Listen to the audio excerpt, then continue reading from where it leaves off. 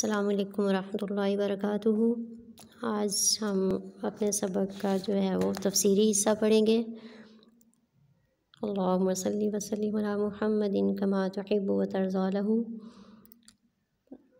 سورۃ البقرہ کی آیت سے ایک نمبر 5 تک ہم نے پڑھی اور امید ہے آپ نے اس کو اچھے طریقے سے اس کا ناظرہ ترجمہ یاد کر لیا ہوگا۔ آج ہم انشاءاللہ العزیز اس کی تفسیر پڑھتے ہیں۔ تو سب سے پہلے آیت نمبر 1 الف لام میم حروف مقطعات، یہ حروف الگ الگ لکھے جاتے ہیں اور یعنی الگ الگ سے مراد الگ الگ پڑھے جاتے ہیں، اور لیکن لکھنے میں یہ یکجا لکھے جاتے ہیں، پڑھے الگ الگ جاتے ہیں۔ جیسے الف لام میم لکھا ہوا اکٹھا ہے، لیکن جب ان کو پڑھا جائے گا تو ان کو الگ الگ کیا جائے گا۔ اور قرآن مجید کی 29 صورتیں مبارکہ ایسی ہیں کہ جن کی ابتدا حروف مقطعات سے ہوتی ہے۔ قرآن مجید میں آیات کی 2 طرح کی قسمیں ہیں، ایک محکم ایک متشابہ۔ محکم آیات سے مراد ایسی آیات مبارکہ ہوتی ہیں جن کا مطلب بہت واضح ہوتا ہے اور ان کا مطلب سمجھنے میں کسی طرح کی کوئی جو ہے وہ دقت یا مشکل پیش نہیں آتی، نہ ان کا مطلب کوئی اور جو ہے وہ خیال کیا جا سکتا ہے یا کوئی اور مطلب اس کا لیا جا سکتا ہے۔ جبکہ دوسری آیات متشابہ آیات ہیں۔ متشابہ جیسا کہ اس کے لفظ سے ذہن میں آتا ہے کہ شبہ، یعنی ان سے مراد ایسی آیات ہیں جن کا مفہوم آسانی سے سمجھ میں نہیں آتا، اور ان کے ترجمہ اور ان کی تفسیر میں جو ہے وہ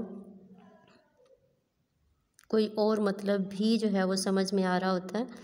اور حروف مقطعات کا شمار بھی انہی متشابہات میں ہوتا ہے، اور ان کی جو تفسیر ہے اس میں مفسرین کے مختلف اقوال ہیں، اور بعض مفسرین کے نزدیک تو یہ ان صورتوں کے نام ہیں جن کی شروع میں یہ الفاظ مبارک آئے ہیں۔ اور ایک جو ہے وہ مفسر ان کی رائے یہ ہے کہ حروف ابجد یعنی گنتی کے حروف کے حساب سے آیات کی تعداد جتنی، یعنی اس سورت مبارکہ میں آیات کی تعداد ہیں وہ ان میں اشارہ کی گئی ہے، بیان کی گئی ہیں۔ حضرت عبداللہ بن عباس رضی اللہ تعالی عنہ ان کی تفسیر میں یہ فرماتے ہیں کہ الف لام میم سے مراد ہے ان اللہ اعلم، یعنی میں اللہ تعالیٰ زیادہ جانتا ہوں۔ لیکن بہرحال زیادہ تر جو ہے وہ علماء امت کے نزدیک، جن میں جمہور صحابہ اور تابعین اور علماء امت ہیں، ان کے نزدیک یہ بات زیادہ جو ہے وہ راجح ہے، یہ بات زیادہ یعنی کہ یہ لی جاتی ہے کہ یہ حروف جو ہیں یہ ایک راز ہیں جن کا مطلب اللہ تعالیٰ کے سوا کسی کو معلوم نہیں، اور ہو سکتا ہے کہ اللہ تعالیٰ نے ہم اپنے پیارے نبی حضرت محمد مصطفیٰ خاتم الانبیاء صلی اللہ علیہ وسلم کو اس کا علم ایک راز کے طور پر بتایا ہو، اور لیکن امت کو یہ بات بتانے سے روک دی ہو۔ اس لیے حضرت نبی کریم خاتم النبیین صلی اللہ علیہ وسلم سے ان حروف کی تفسیر یا تشریح وہ منقول نہیں ہے۔ اور ایک رائے یہ بھی ہے کہ اس وقت کے جو خطیب تھے، جو شعراء تھے، اس طرح کے الفاظ کا بہت زیادہ استعمال اپنے کلام میں کیا کرتے تھے، اور وہاں اس وقت جو اہل عرب تھے وہ ان کے مفہوم سے بہرحال آگاہ تھے۔ یہی وجہ ہے کہ انہوں نے نہ تو کسی نے ان کے مطالب کے بارے میں پوچھا، نہ استفسار کیا، اور نہ ہی مشرکین عرب نے ان حروف کے مطالب پر جو ہے کوئی اعتراض کیا۔ اور ایک جو محکم بات وہ یہ بھی ہے کہ قرآن مجید کو سمجھنے اور اس سے ہدایت حاصل کرنے کے لیے ان حروف کا ان کے معنی کو جاننا ضروری نہیں ہے، اور مختصر یہ کہ یہ حروف لکھے اکٹھے جاتے ہیں، پڑھے الگ الگ جاتے ہیں، اور ان کا مطلب اللہ کے سوا کوئی نہیں جانتا، اور ہو سکتا ہے کہ اللہ تعالیٰ نے ان کے مطالب کا علم اپنے پیارے نبی محمد مصطفیٰ صلی اللہ علیہ وسلم کو عطا کیا ہو، لیکن ہم نہیں جانتے۔ آیت مبارکہ نمبر 2 ہے ذالک الکتاب لا ریب فیہ، کہ یہ وہ شان والی کتاب ہے جس کے من جانب اللہ ہونے میں کوئی شک نہیں، متقین کے لیے یہ ہدایت ہے۔ ذالک یہ اشارہ بعید ہے، لیکن اس کلام مبارک کی بہت زیادہ شان، اعجاز اور اس کے بلند پایہ اور دسترس سے دور ہونے کی وجہ سے قرآن مجید کے بیان کرنے کے لیے، اس کی طرف اشارہ کرنے کے لیے اسم اشارہ بعید یعنی ذالک کا لفظ استعمال ہوا ہے۔ اور الکتاب، کتاب کسی بھی کتاب کے لیے عربی میں استعمال ہوتا ہے لفظ کتاب، لیکن جب اس کے ساتھ الف لام لگا دیا جاتا ہے تو اس سے مراد ہوتی ہے خاص کتاب یعنی قرآن مجید۔ اور لا ریب فیہ، لا ریب فیہ یعنی اس میں کوئی شک نہیں، اور یہ کتاب اللہ تعالیٰ کی طرف سے نازل ہوئی ہے۔ اللہ تعالیٰ نے یہ کتاب اپنے پیارے نبی حضرت محمد صلی اللہ علیہ وسلم پر نازل فرمائی، اور قرآن مجید وہ واحد کتاب ہے جو سراسر علم اور حقیقت پر مبنی ہے۔ اس قرآن مجید کا، اس کتاب کا مصنف سبحان اللہ وہ ذات حق ہے کہ جو تمام حقیقتوں کا علم رکھتا ہے، اور اس نے خود اس کتاب کی حفاظت کا ذمہ لیا ہے۔ اور قرآن مجید کا یہ دعویٰ نہیں کہ لوگ اس میں شک نہیں کریں گے، لا ریب فیہ کہ اس میں کوئی شک نہیں۔ لوگ تو اگر اپنی نادانی کی بنا پر شک کا اظہار کریں بھی تو اصلاً حقیقتاً قرآن مجید اور اس کی تعلیمات کے برحق ہونے میں کوئی شک نہیں۔ اور اس کے ساتھ ہی ہے ھدی للمتقین، کہ یہ قرآن مجید سرچشمہ ہدایت ہے متقین کے لیے۔ قرآن مجید نازل تو تمام جہانوں کے لوگوں کے لیے، انسانوں کے لیے نازل ہوا۔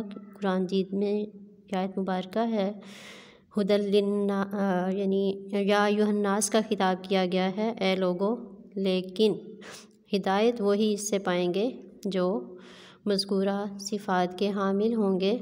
اور یعنی ھدی للمتقین کا ایک مطلب یہ بھی ہے کہ عربی زبان میں ہدایت سے مراد صرف راستہ دکھانا نہیں بلکہ منزل مقصود تک بھی پہنچانا ہے۔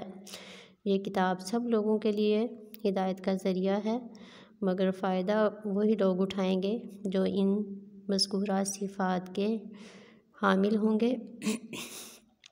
اور تقویٰ کا لفظ اپنے اندر بے پناہ جو ہے وہ فصاحت و بلاغت لیے ہوئے ہے، اور تقویٰ کا مادہ وقوع سے ہے جس کا معنی ہے ڈرنا، بچنا، پرہیز کرنا۔ اور اللہ تعالیٰ کی ذات سے اس لیے ڈرنا کہ وہ ہم سے ناراض نہ ہو جائے۔ وہ ذات بہت شفقت فرمانے والی ہے، وہ رحمان ہے، وہ کریم ہے، وہ رحیم ہے، وہ 70 سگی ماؤں سے زیادہ پیار کرنے والا ہے، لیکن اس لیے ڈرتے رہنا کہ کہیں ہم سے کوئی ایسا عمل نہ ہو جائے، کوئی ایسی بات، کوئی ایسی سوچ نہ ہو جائے کہ جس سے ہمارا رب ہم سے ناراض ہو جائے۔ اور اس ڈر کی وجہ سے ہر وہ کام کرنا اپنے رب کو منانے کا جو باعث ہو، جو اس کی ناراضگی سے بچنے کا باعث ہو۔ تو متقین کی صفات جو ان آیات مبارکہ میں بیان کی گئی ہیں وہ نمبر 1 ہے غیب پر ایمان لانا، اور غیب سے مراد وہ تمام حقیقتیں ہیں جو انسان کے حواس سے پوشیدہ ہیں، یعنی ہمارے جو حواس خمسہ ہیں ہم ان سے ان کا ادراک، ان کا علم حاصل نہیں کر سکتے۔ انبیاء علیہ السلام نے باذن اللہ ہمیں خبر دی، مثلاً اللہ کی ذات و صفات، فرشتے، وحی، جنت، دوزخ وغیرہ، تو ہم نے ان سب کو دیکھا نہیں، لیکن اللہ کی قدرتیں جا بجا ہیں، اور ان تمام حقائق کا علم اللہ تعالیٰ نے اپنے برگزیدہ ہستیوں انبیاء علیہ السلام کے ذریعے سے ہمیں عطا فرمایا۔ اور لغت میں کسی بھی بات کو یعنی ڈکشنری میں کسی کی بات کو بھی کسی کے اعتماد پر یقینی طور پر مان لینے کا نام ایمان ہے، اور دل سے اس کی تصدیق بھی ضروری ہے۔ دوسری صفت ہے اقامت الصلاۃ و یقیمون الصلاۃ، یعنی مومنین نماز کو قائم کرنے والے ہوتے ہیں۔ اللہ تعالیٰ ہمیں نماز ادا کرنے والا ہی نہیں بلکہ نماز قائم کرنے والا بنائے، اور نماز جو ہے وہ بے حیائی سے روکتی ہے۔ نماز آپ صلی اللہ علیہ وسلم کی آنکھوں کی ٹھنڈک ہے، نماز مومن کی معراج ہے، اور مومنین متقین مخلصین کاملین نماز کو قائم کرنے والے ہوتے ہیں، یعنی جو کیفیت نماز میں ہے وہ ہمیشہ ہماری یہ کیفیت رہے کہ ہم وَهُوَ مَعَكُمْ أَيْنَمَا كُنتُمْ، کہ ہم جہاں بھی ہیں اللہ تعالیٰ ہمارے ساتھ ہے، وہ ہمیں دیکھ رہا ہے۔ اللہ تعالیٰ ہمیں نمازوں کو قائم کرنے والا بنائے، اور انشاءاللہ العزیز نیکسٹ لیکچر میں ہم اگلی آیات مبارکہ کی تفسیر پڑھیں گے۔ فی امان اللہ تعالیٰ۔ اللہم صلی وسلم علی محمد کما تحب و ترضی۔